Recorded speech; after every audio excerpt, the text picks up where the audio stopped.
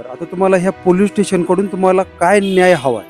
मला न्याय हवाच हवा आहे. माझ्या जीवाशी धोका मिळणार म्हणून त्याच्यामुळे मी इथं आली आहे की माझे शेत आहे मी विकू शकते का, त्याच्यामुळे मी इथपर्यंत पोहोचले. नमस्कार, तुम्ही बघत आहात आरोग्यदूत न्यूज. आरोग्यदूत न्यूजमध्ये आपलं सर्वांचं स्वागत आहे. आपण आलेलो आहोत आता पाचोरा पोलीस स्टेशन या ठिकाणी. इथं पत्रकार म्हणून आम्ही इथं आला असता हे आई इथं दिसल्या. आईला विचारला इथं पोलीस स्टेशनला का आलात, तर त्यांनी असं सांगितलं की ज्या मुलाला मी दत्तक घेतलेलं आहे त्या मुलाच्या नावावर 1.5 एकर जमीन केलेली आहे आणि आता तो त्यांच्याकडे काहीतरी लक्ष देत नाही आहे, त्यांच्याकडे बघत नाही आहे.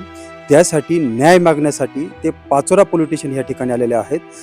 खरी घटना काय आहे आपण त्या आईकडूनच जाणून घेऊया. आपण आपल्यासोबत आहेत, ते कुठून आल्या, त्यांचं पूर्ण नाव वगैरे आपण जाणूनच घेऊया आपण.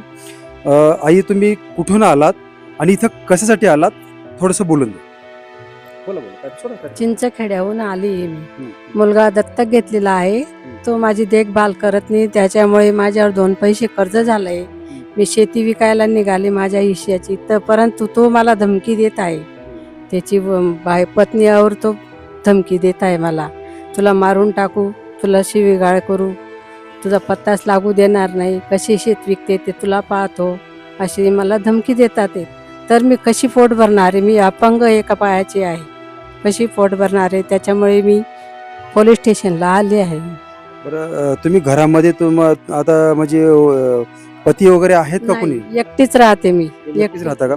तर ह्याच्या अगोदर तुम्हाला लक्ष देत होता का तो? नाही, लक्ष म्हणजे लग्न झालं त्यापासून लक्षच नाहीये त्याचं.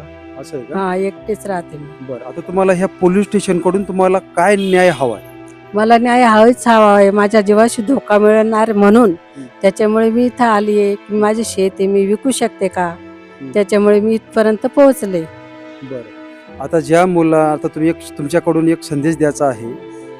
जे मुलं असतील, जे आई वडिलाला बघत नाहीयेत किंवा असे जर मुलं करत असतील, तर त्या मुलांना तुम्ही असं पुढे घडू नये असं तुम्ही दुसऱ्या आईंना, दुसऱ्या पालकांना तुम्ही काय संदेश देणार ह्याच्यामध्ये? हाच संदेश देणार आहे की आपलं सावधान राहावे, कोणाची साथ न घेता आपल्या पायावर उभं राहायचं.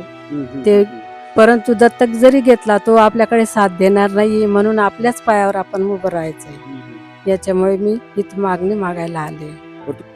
आता हे आई आहेत चिंचखेडा बुद्रुक म्हणजे पाचोऱ्याजवळच गाव आहे, तर ते ह्या ठिकाणी न्याय मागण्यासाठी आलेले आहेत. आता आई आहेत, त्यांना लग्नाच्या अगोदर ज्या मुलाला दत्तक घेतलं त्याच्या नावावर 1.5 एकर जमीन केली आणि त्यावेळेस लग्नाच्या अगोदर ते चांगला होता. लग्न झाल्यानंतर तो या आईला लक्ष देत नाहीये, ह्या आईला बघत नाहीये, सुखादुखात दवाखाना वगैरे काही लक्ष देत नाहीये. तर त्याच्या नावावर ते 1.5 एकर जमीन केलेलीच आहे, त्याच्या दुसरी यांच्या नावावर असले ते सुद्धा त्यांना विकू देत नाहीये.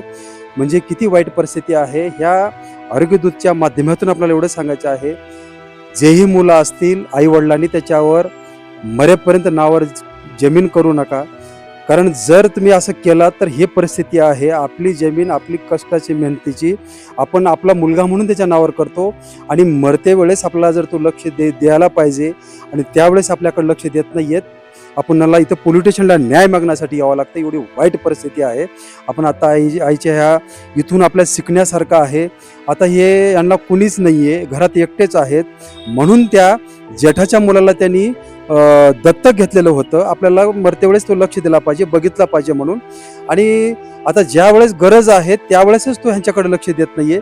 एवढी अशी परिस्थिती आहे. तर ह्या माध्यमातून सांगतो मी, कोणीही असेल आईवडिलांनी आता ह्या मेसेजमधून शिकलं पाहिजे की कोणाच्या नावावरही काही करू नका, सावध राहा.